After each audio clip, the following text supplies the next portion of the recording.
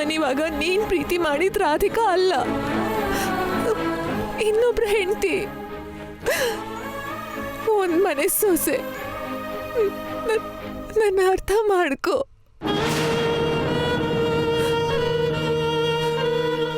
ಆ ಮನೆ ಮರ್ಯಾದೆ ಜವಾಬ್ದಾರಿ ನನ್ ಮೇಲಿದೆ.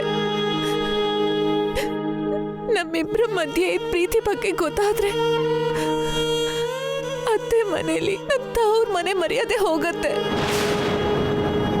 ಮದ್ವೆ ಆದ್ಮೇಲೆ ಇನ್ನೊಬ್ರ ಹೆಂಡತಿಯಾಗಿ ನಿನ್ನ ಮಾತಾಡ್ಸೋದೇ ತಪ್ಪು. ಆದ್ರೆ ನೀನ್ ನನ್ನ ಮೇಲೆ ಎಷ್ಟೊಂದು ಆಸೆ ಇಟ್ಕೊಂಡಿದ್ದೆ ಅಂತ ನಂಗೆ ಗೊತ್ತು. ನನ್ನ ಎಷ್ಟೊಂದು ಆರಾಧಿಸ್ತಿದ್ದೆ ಅಂತನೂ ನನಗೆ ಗೊತ್ತು.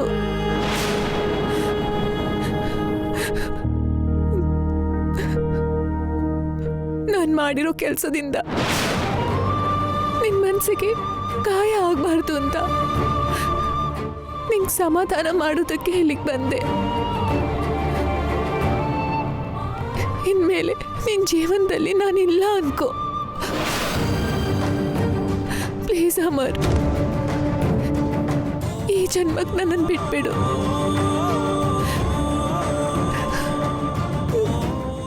ನಾನೀ ತಾಳಿ ಕಟ್ಬಿದ್ದಿದ್ದೀನಿ. ನನ್ನ ಮೇಲೆ ಇನ್ ಮುಂದೆ ಆಸೆ ಇಟ್ಕೋಬೇಡ ಅಮರ್, ಪ್ಲೀಸ್. ನಮ್ಮ ಪ್ರೀತಿನ ಮರ್ತ್ಬಿಡು.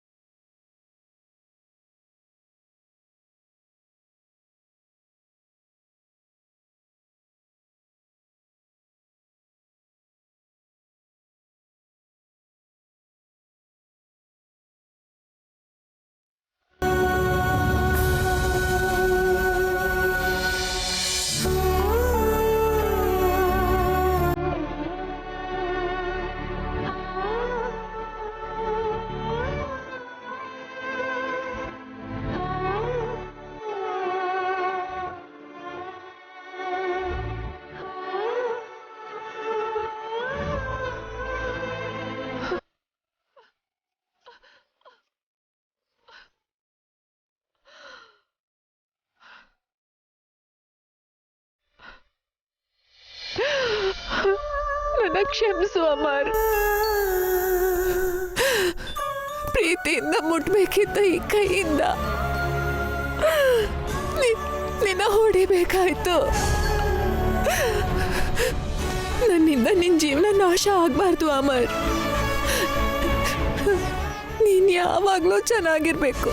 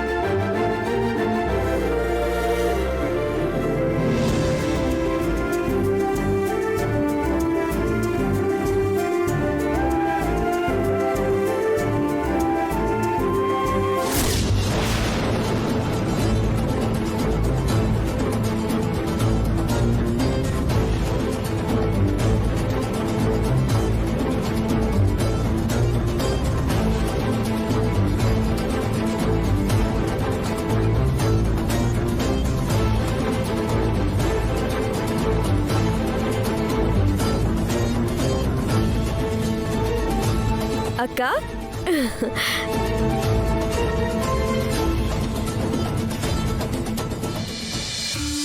ಅಮ್ಮ ಬಂದು ಎಷ್ಟೊತ್ತಾಯ್ತಮ್ಮ? 10 ನಿಮಿಷ ಆಯ್ತಮ್ಮ. ಅಪ್ಪನ್ನು ಕರ್ಕೊಂಡು ಬಂದಿದ್ರೆ ಚೆನ್ನಾಗಿರ್ತಿತ್ತಲ್ವಾ? ನಿಮ್ಮಪ್ಪ ಬ್ಯಾಂಕಿಗೆ ಹೋಗಿದಾರಮ್ಮ. ಅದಕ್ಕೆ ಅವ್ರು ಫೋನ್ ಮಾಡಿದ್ರು, ಅದಕ್ಕೆ ಬಂದೆ.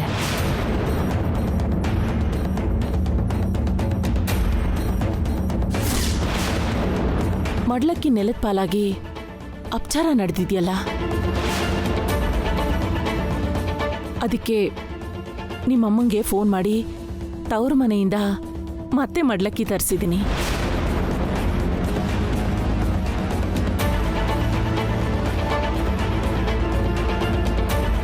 ಒಳ್ಳೆ ದಿನ ನೋಡಿ ಪ್ರಸಾದ ಮಾಡೋಣಂತೆ. ಈ ಸಲ ಮಾತ್ರ ಯಾವ ತೊಂದರೆನೂ ಆಗದ ಹಾಗೆ ನೋಡ್ಕೊ. ಆಯ್ತು, ಸರಿ ಅತ್ತೆ. ಪ್ರಸಾದನ ತುಂಬ ಶ್ರದ್ಧೆಯಿಂದ ಮಾಡೋ ರಾಧಿಕಾ ಕೈಯಿಂದ ಇಂಥ ಅಪಚಾರ ನಡೆದಿದೆ ಅಂದರೆ ನನಗೆ ಆಶ್ಚರ್ಯನೂ ಸ್ವಲ್ಪ ಭಯನೂ ಆಗ್ತಿದೆ. ಅತ್ತೆ, ಬೇಕು ಅಂತ ಮಾಡಿರೋದೇನಲ್ವಲ್ಲ ಅತ್ತೆ. ಒಂದೊಂದ್ಸಲ ಗೊತ್ತಿಲ್ದೇನೆ ಸಣ್ಣ ಸಣ್ಣ ತಪ್ಪು ನಡೀತಿರುತ್ತೆ.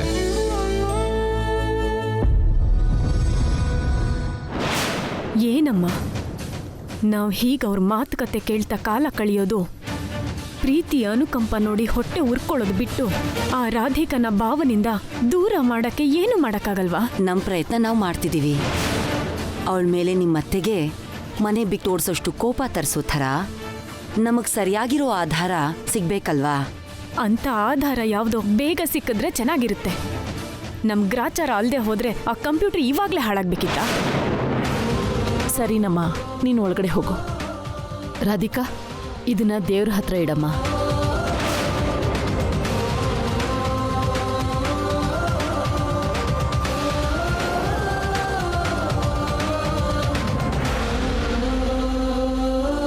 ಅದಕ್ಕೆ ಈ ಸಲ ನೀವು ಊಟ ಮಾಡ್ಕೊಂಡು ಹೋದ್ರೆ ಚೆನ್ನಾಗಿರುತ್ತೆ. ಸರಿ ಅದಕ್ಕೆ.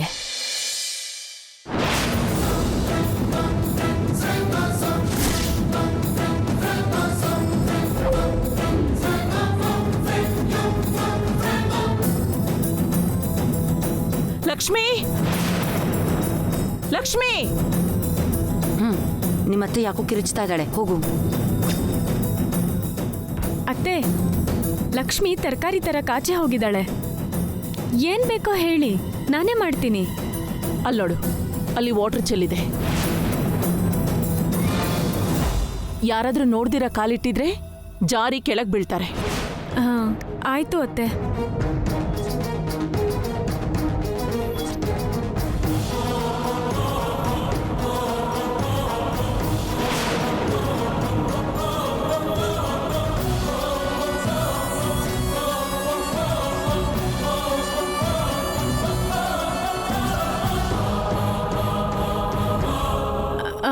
ಅತ್ತೆ, ಇಲ್ಲೇ ಅಲ್ವಾ?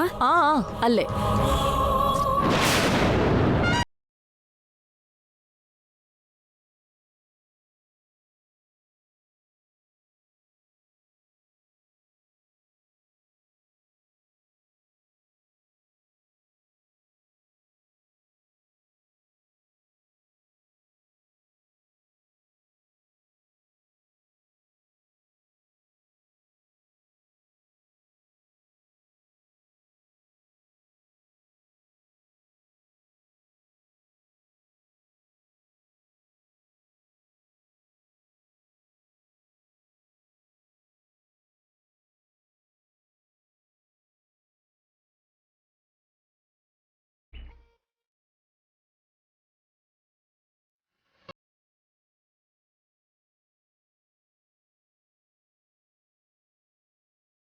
ನಾನು ಸಿಗಲ್ಲ ಅನ್ನೋ ನೋವು ಅಮರ್ಗಿದ್ರು ಕೂಡ ಅವ್ನು ನನ್ನ ಪರಿಸ್ಥಿತಿ ಅರ್ಥ ಮಾಡ್ಕೊಂಡ ಅಂತ ತೃಪ್ತಿ ಆಗ್ತಿದೆ.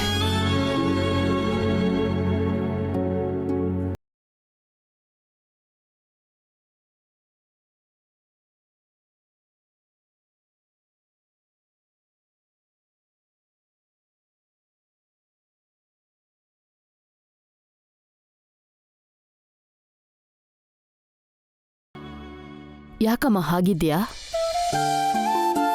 ನಾನು ಚೆನ್ನಾಗೇ ಇದ್ದೀನಮ್ಮ. ನಾನು ನಿನ್ನಮ್ಮನಮ್ಮ.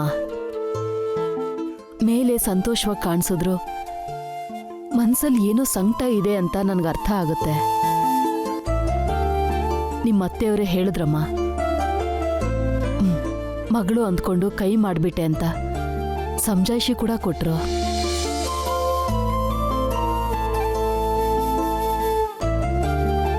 ನನ್ಗದ್ರ ಬಗ್ಗೆ ಬೇಜಾರಿಲ್ಲಮ್ಮ. ನಡೆದಿರೋ ತಪ್ಪಿಗೆ ತಾಯಿ ಥರನೇ ರಿಯಾಕ್ಟ್ ಮಾಡಿದ್ರು ಅನ್ಕೊಂಡೆ. ನಿಜ ಹೇಳ್ಬೇಕಂದ್ರೆ ಇವತ್ತು ನನ್ನ ಎದೆಲಿದ್ದ ಭಾರ ಆವಿಯಾಗಿ ಮನಸ್ಸು ಹಗುರ ಆಗಿದೆ ಅಮ್ಮ. ಏನು ಹೇಳ್ತಿದ್ಯಮ್ಮ? ಹೌದಮ್ಮ, ದೇವಸ್ಥಾನದಲ್ಲಿ ನಾನು ಪ್ರೀತಿಸಿದ ಹುಡುಗನ್ ಮಾತಾಡಿಸ್ದೆ.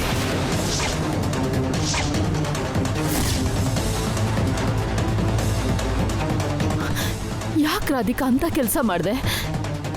ಆ ಪ್ರೀತಿನ ಮರ್ತು ಹೋಗ್ತೀನಿ ಅಂತ ಮಾತು ಕೊಟ್ಟಿದ್ಯಲ್ಲ, ನೀನು ಅವನ ಹತ್ರ ಮಾತಾಡಿದ್ದು ಯಾರಾದರೂ ನೋಡಿದ್ರಾ? ಇಲ್ಲಮ್ಮ. ಅಷ್ಟಕ್ಕೂ ಅವನ್ನ ಯಾಕೆ ಮಾತಾಡ್ಸೋಕೆ ಹೋದೆ? ನೀನು ಬರಲೇಬೇಕು ಅಂತ ನಿನಗೆ ತೊಂದರೆ ಕೊಟ್ನಾ? ನನಗೆ ನೋವಾದ್ರೆ ಅವನು ಅಳೋಷ್ಟು ದೊಡ್ಡ ಪ್ರೇಮಿ ಅಮ್ಮ. ಅವನು ಕನ್ಸಲ್ಲೂ ಕೂಡ ನನಗೆ ತೊಂದರೆ ಕೊಡಲ್ಲ. ಅಪ್ಪಂಗೋಸ್ಕರ ಈ ಮದುವೆ ಮಾಡಿಕೊಂಡ್ರು ಕೂಡ ನಾನು ಪ್ರೀತಿಸಿರೋ ಹುಡುಗಂಗೆ ಕಡೆ ಪಕ್ಷ ಬಾಯಿ ಮಾತ್ಕಾದ್ರು ಇನ್ಮೇಲೆ ನಿನ್ನ ಜೀವನದಲ್ಲಿ ನಾನಿರಲ್ಲ ಅಂತ ಹೇಳಲಿಲ್ವಲ್ಲ ಅನ್ನೋ ಗಿಲ್ಟ್ ನನ್ನಲ್ಲಿ ಉಳಿದ್ಬಿಡ್ತು.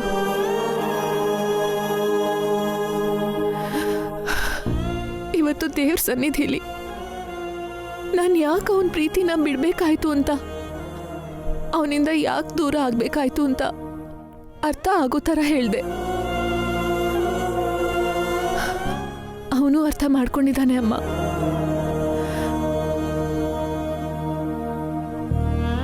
ಇದರಿಂದ ನಾನು ತಪ್ಪು ಮಾಡಿದ್ದೀನಿ ಅಂತ ನನ್ನೊಳಗೆ ನಾನು ನಡೆಸ್ತಿದ್ದ ಮಾನಸಿಕ ಸಂಘರ್ಷ ಹೊರಟು ಹೋಗಿದೆ.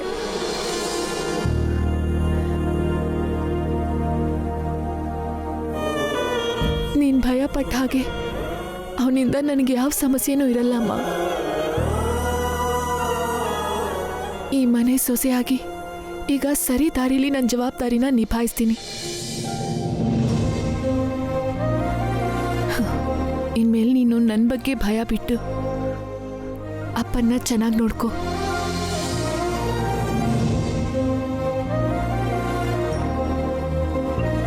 ಹೋಗ್ಲಿ ಬಿಡಮ್ಮ, ಅವನ ಜೊತೆ ಮಾತಾಡಿದ್ದು ಒಂದು ರೀತಿಲಿ ಒಳ್ಳೇದೇ ಆಯಿತು. ನಿನ್ನ ಮನಸ್ಸಿಂದ ಅವನ ನೆನಪುಗಳನ್ನ ಪೂರ್ತಿಯಾಗಿ ತೆಗೆದ್ಬಿಡು. ನಿಮ್ಮಪ್ಪ ಬ್ಯಾಂಕಿಂದ ಬರೋ ಟೈಮ್ ಆಯಿತು, ನಾನಿನ್ನು ಹೊರಡ್ತೀನಿ. ನೀನು ಹುಷಾರು. ಸರಿನಮ್ಮ, ಹೋಗಿ ಬರ್ತೀನಿ.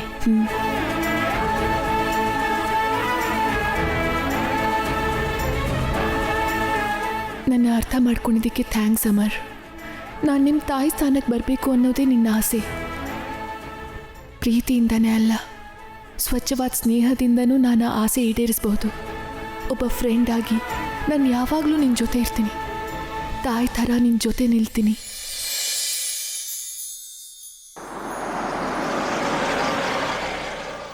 ಮರಣ ದಂಡನೆ ವಿಧಿಸಿ ನಡೆದಿಹಾಳು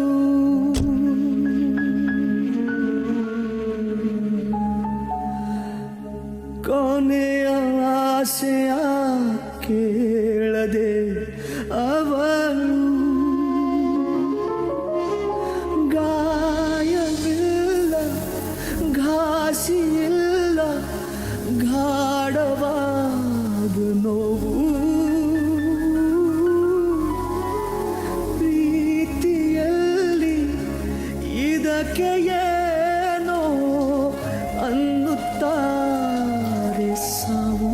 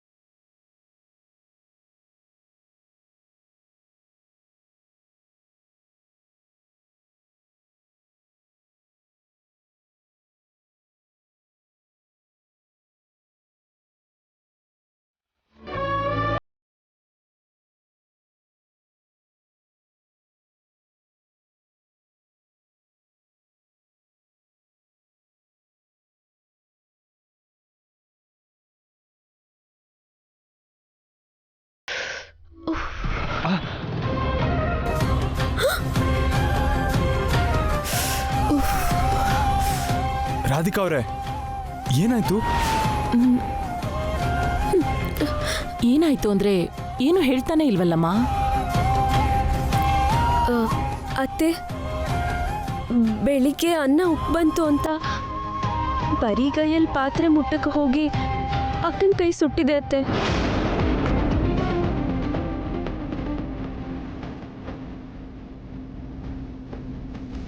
ಎಲ್ಲಿ ಕೈ ಕೊಡು.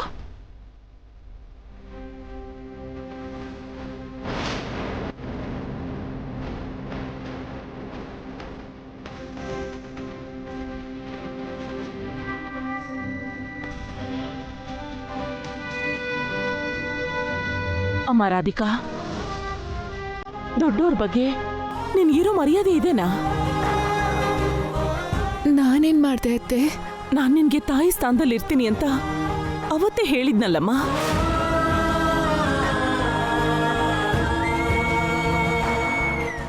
ಆದ್ರೂ ನೀನು ಕೈ ಸುಟ್ಟಿರೋ ವಿಷಯ ಬರೀ ಬಾಯಿ ಮಾತ್ಕಾದ್ರೂ ನನ್ನ ಹತ್ರ ಹೇಳಿಲ್ಲ ನೋಡು. ಅಂದ್ರೆ ಏನಿದ್ರ ಅರ್ಥ? ನನ್ನಿಂದ ತಪ್ಪು ನಡೆದಿತ್ತು. ನೀವು ಆಗ ಕೋಪದಲ್ಲಿದ್ರಿ. ಆ ಟೈಮಲ್ಲಿ ನಂಗೆ ಕೈ ಸುಟ್ಟಿದೆ ಅಂತ ಹೇಳಿ ನಿಮಗೆ ತೊಂದರೆ ಕೊಡೋದು ಇಷ್ಟ ಇಲ್ಲದೆ ನಾನು ಹೇಳಲಿಲ್ಲ. ಅದು ಅಲ್ಲದೆ ಆಗಿರೋ ದೋಷಕ್ಕೆ ಪರಿಹಾರ ಮಾಡಿಸಿದ್ರೆ ಸಾಕು ಅಂದ್ಕೊಂಡೇ ಹೊರತು ನನಗಾಗಿರೋ ಗಾಯದ ಬಗ್ಗೆ ನಾನು ಅಷ್ಟಾಗಿ ತಲೆ ಕೆಡಿಸ್ಕೊಳ್ಳಿಲ್ಲ ಅತ್ತೆ. ಅದೇ ಬೇಡ ಅಂತಿದ್ದೀನಮ್ಮ. ಒಳ್ಳೇದಾದ್ರೂ ಕೆಟ್ಟದಾದ್ರೂ, ತಪ್ಪಾದ್ರೂ ಸರಿಯಾದ್ರೂ, ಏನೇ ಆದ್ರೂ ಸರಿ, ಮನೇಲಿ ದೊಡ್ಡೋಳು ನಾನು. ನನ್ನ ಗಮನಕ್ಕೆ ತಗೊಂಡು ಬರಬೇಕು ಅಂತ ನಾನು ನಿನ್ಗೆ ಹೇಳಿದ್ನಲ್ಲಮ್ಮ. ಆದ್ರೂ ನಿನ್ಗೆ ಯಾಕಮ್ಮ ಇಷ್ಟು ನಿರ್ಲಕ್ಷ್ಯ? ಕ್ಷಮಿಸ್ಬಿಡಿ ಅತ್ತೆ, ನಾನು ಅಷ್ಟೆಲ್ಲ ಯೋಚನೆ ಮಾಡಿರಲಿಲ್ಲ. ಅತ್ತೆ ಹೇಳಿದ್ಮೇಲೂ ಯೋಚನೆ ಮಾಡದೆ ಇರೋದನ್ನ ನಿರ್ಲಕ್ಷ್ಯ ಅಂತ ಅಂತಾರೆ. ಮಧ್ಯದಲ್ಲಿ ತಲೆ ಹಾಕೋದಕ್ಕೆ ನೋಡಿದ್ರೆ ತಲೆ ಚೂರ್ ಚೂರಾಗತ್ತೆ. ಹುಷಾರ್. ಕ್ಷಮಿಸಿ ಅತ್ತೆ. ನೋಡು ರಾಧಿಕಾ, ನಿನಗಿದು ತಲೆ ಕೆಡ್ಸ್ಕೊಳ್ಳೋಷ್ಟು ದೊಡ್ಡ ವಿಷಯ ಅಲ್ಲದೆ ಇರಬಹುದು. ನಾನು ತುಂಬ ಶಿಸ್ತಿನ ವ್ಯಕ್ತಿ. ನಮ್ಮ ಕುಟುಂಬದಲ್ಲಿ ನಡೆಯೋದೆಲ್ಲ ನನಗೆ ಗೊತ್ತಾಗಬೇಕು. ಅದು ನಮ್ಮಲ್ಲೇ ಇರಬೇಕು. ಹಾಗಾಗೋ ಬದಲು ಇಂಥ ಘಟನೆ ಎಲ್ಲ ಹೊರಗಡೆ ಗೊತ್ತಾದ್ರೆ ಎಷ್ಟು ಅವಮಾನನಮ್ಮ. ನನ್ನ ಹತ್ರ ನಿಜ ಮುಚ್ಚಿಟ್ರು, ಸುಳ್ಳೇನಾದ್ರೂ ಹೇಳಿದ್ರು, ಮೋಸ ಮಾಡಿದ್ರು ನಾನು ಖಂಡಿತ ಸಹಿಸಲ್ಲ.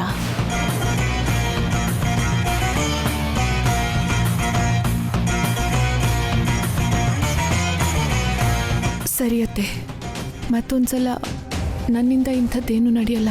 ಸರಿ, ತಿನ್ನು.